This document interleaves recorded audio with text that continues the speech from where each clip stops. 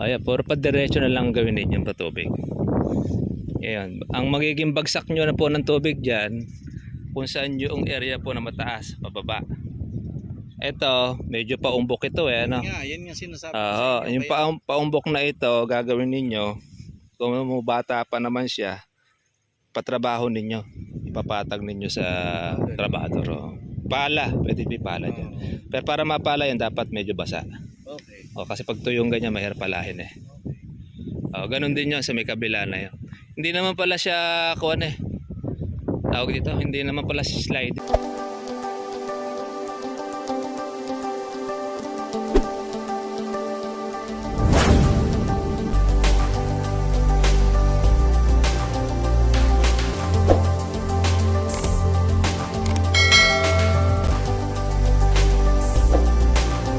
Oh, 12 feet by 24 feet 12 yun, sir. 15 feet na kuwan siya. Maliit lang.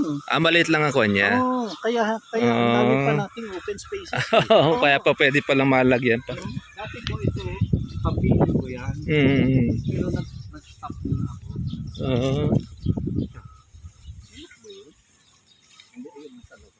Sa labas na kuwan niya. Buti dito sa inyo, okay pa yung ganitong nakakapagmanukan pa, no? Sir, basta ano. Kinukuha rin na nyo ng kuwan niya, permit. 5,000 po. Below 5,000. Po, at least backyard pa po. Backyard. At Ayun. saka meron naman tayong technology ng konti, yun pong tinatawag na dryer. Kung saan. Yun yung dryer na kuwan niya. Opo, ng kawayan. Pag na ano po doon, mas madaling madry ang ipot, hindi po mabaho. Kaya sabi ko, wala ka akong langaw. Salamat po. Maganda ang kuwang ko. Dahil sa ibang mga kuwan, marami ng langaw. Kapag uwi nyo, dikit po sa kitchen. Okay yung technology nyo na yun. Ayos yung kuwan niya. Ito ko na accident. Diyan, sa may kuwan na yun. Para mapatag siya. Yung kangina. Ito na yung mga pitong kaya ko na. Mga puno. Ito, bumili ako ng Ayan. Pwede nyo po yan ang gamitin yung pantabon. In vermicompost na yan. Lalaki yan, no? Kaya nga yan ang best friend ng kalamansi, kaya nakaano kami. Kaya kinuha nyo binakuran. Kasi Totoo po yun. ayaw nung... Saan kasi ako nagsimula, kaya ayoko siyang Yung kambing po na ito. Imported to. Yung natural lang po na kambing. Upgraded. Pero kalalaki ito yung kalamansi ninyo ko. Ilang buwan na po ito? Wala na, yung iba, tinitingnan ko sa phone ko, parang October deliver. October, November, yung December. iba matatanda na po. Halos na 6 months. Matangin ko, may Kalahating, ibang mas matatanda pa. Napuno. Tapos yun, sinunod ko kayo doon. Pinapatay ko lahat yung kawayan doon. Ito pala, yung ganito yung host nyo. Opo. Malakas ang bugan nito. Bubuksan ko po. Sige nga.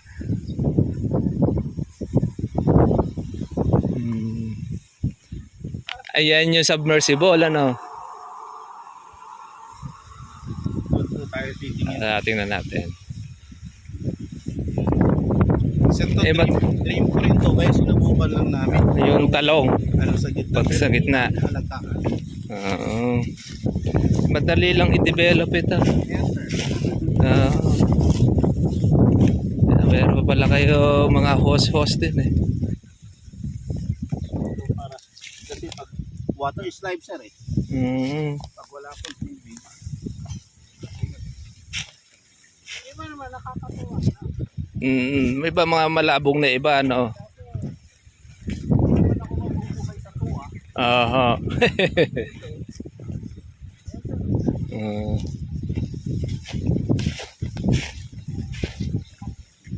Ayan yung lakas ng tubig niya.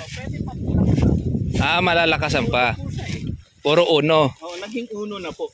Uno pagka sa ganyan. From 2, naging bali ganyan na magiging lakas ng tubig. Pwede ka pa sa lakasan. Na yan. Na mahaba naman siya. Ano po? Mahaba po yung labas ng tubig. Tuloy-tuloy. Tuloy-tuloy, sir. Kasi naka-submersible tayo. Pero pagka yung ganong kalaki na house. Sobrang ganda. Na kuwan. Ang ganda ng buga. Ng buga. Yun ang kailangan natin. Pwede ko yung pakalas mamaya. Opo, para nun, yun yung tinatawag natin na paagos. Ito yung sinasabi ko sa inyo. Ikuha nyo po yung, i-open nyo siya. Wala yung mga maliliit. Kasi yung mga maliliit na ito, nadi-divide niya yung tubig eh. Kasi dalawa nga eh. Isa doon. Oo, sa kabila. Hindi ko sir abot yan.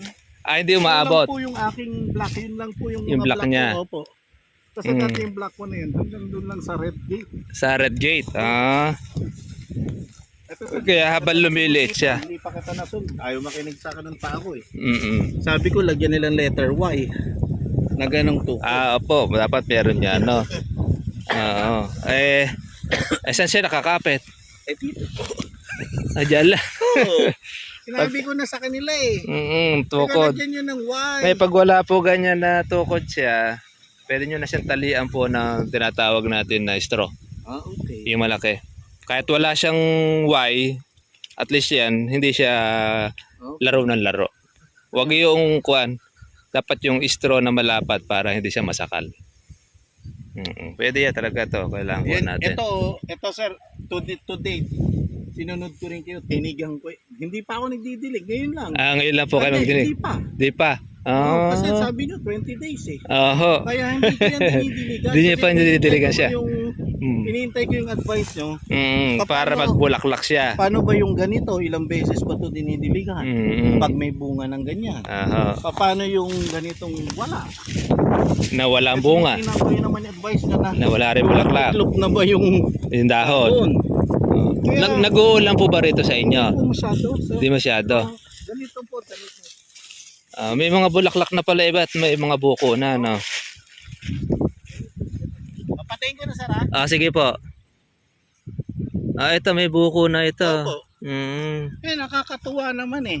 Maganda naman yung pagkabilog. Pero how to make it kasi sa inyo sir ganito eh. Ang 1 year old. Ito yung mga may sira. Yan? Ito yung ganyan. Sayang. Habang lumalaki yan, nagkakaroon siya ng ganito. Yung bukol-bukol. Talaga? Pag maliit po kasi ganito, hindi po masyado pong mapapansin. Dami pa naman. Pero may matitira din naman. Sayang. Yun yung kuan na kailangan yung templado ng gamot natin. Makuha natin siya. Ma-experience. Sayang eh. Kaya siguro namuti ito ng bulaklak. Yes. Yun. Kayo.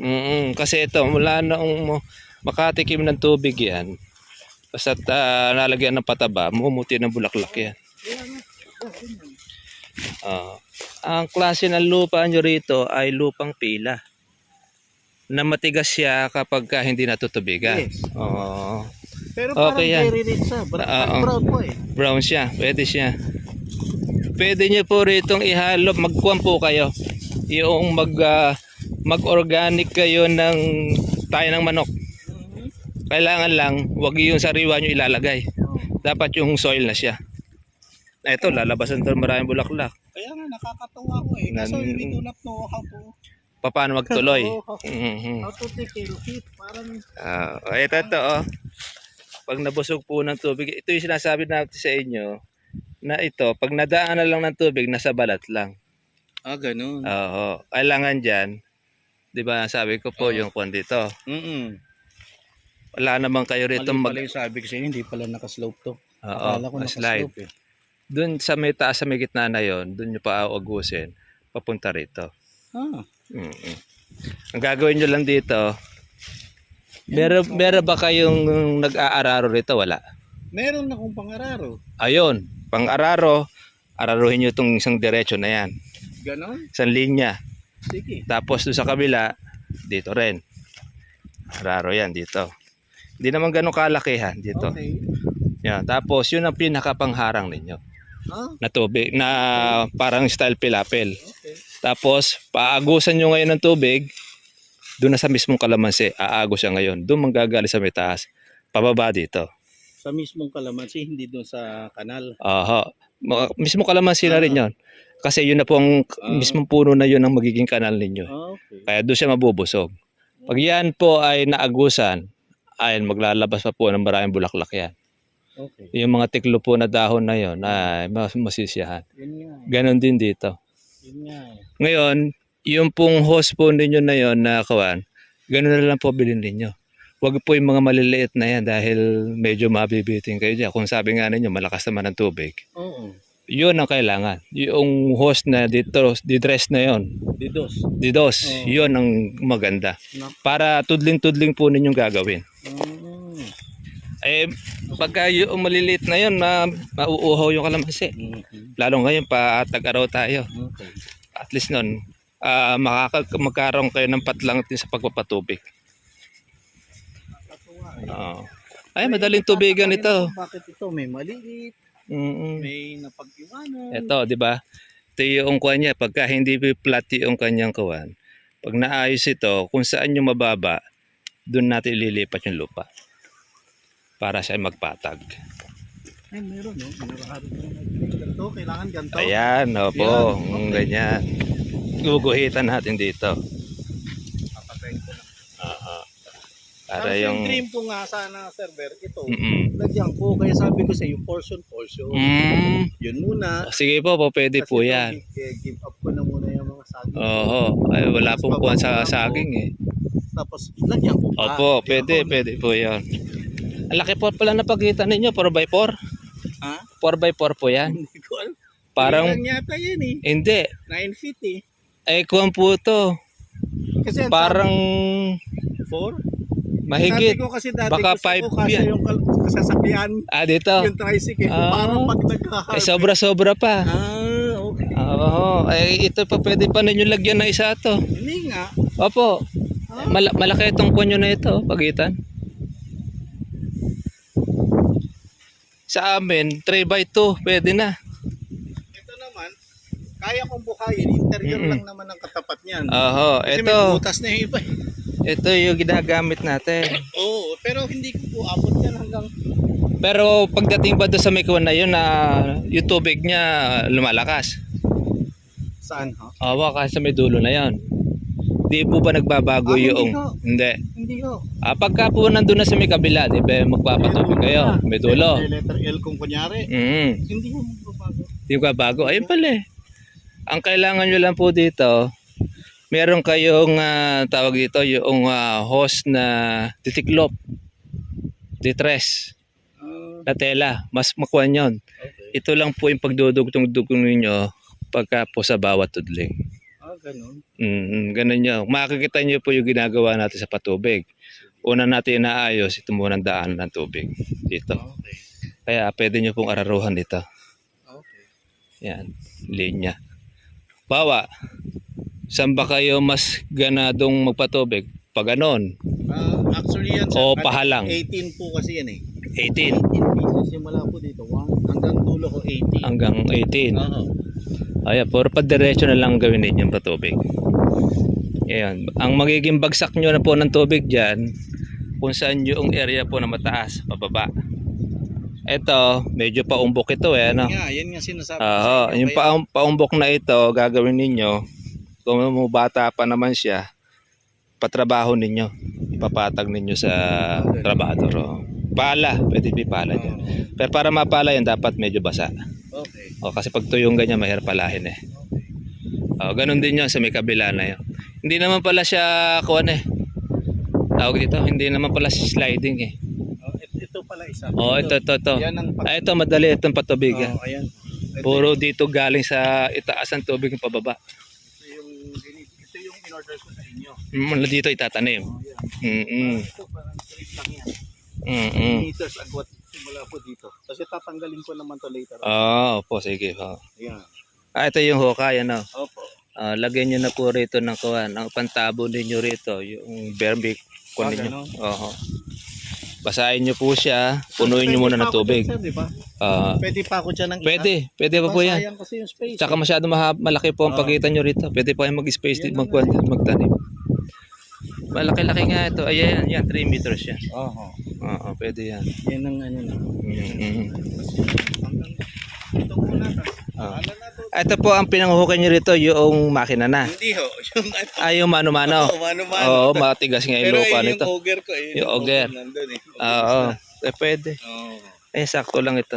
Sabi ko, hukayin nyo, may dadating. Para natin si dire-diretso. Oo. Ito, madali itong tubigan. Nandito lang sa taas yung tubig nyo, padiretso. Yun na nga. Pati doon sa baba na yun, ako, aabot. Dito ako na-accident. Ayan o, yan ang natatanggal na damo dati. May ikot na gano'n eh. Dito kayo nasa area na ito. Dito kayo nabuwal. Oo. Nagulungan kayo ng truck or Pasok ako sa ilalim ng pump. pumasok ko yun. Tapos ako may ng makina. Oo. Talagang yung makinang maliit na traktora. Karoon tuloy kayo na experience dun. Pagliligtas na po ng Panginoon sa inyo. Pagbibigyan nyo ng second life. Yung pa ako titigil. Opo, talagang kumbaga sa kuha na nagmatrikula kayo. Mahal na matrikula. Ang mayroon pa naman nasaktan pa. Yan, okay itong kuha natin. Yan, ganyan, may sira ba yan? Okay na yan, mapipitas na yan. Yun. Ang mga may sira dyan, may mga tusok-tusok.